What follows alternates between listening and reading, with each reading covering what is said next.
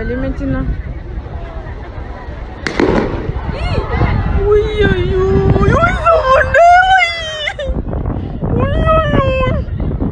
Allah Akbar.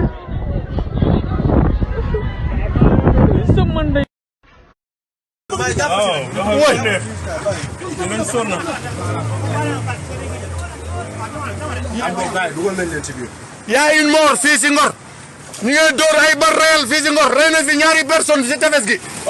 Il y a plus de 10 blessés yi ñu door ay bal réel biir Ngor il y a 2 morts biir Ngor ay bal réel ñu ngi door nit ñi ay bal réel biir Ngor yow colonel Meng yow doomu Yoff en tant que lébu nga la ordonné gars yi ñu la door ay bal réel fii la rey nit ñi biir Ngor mais barke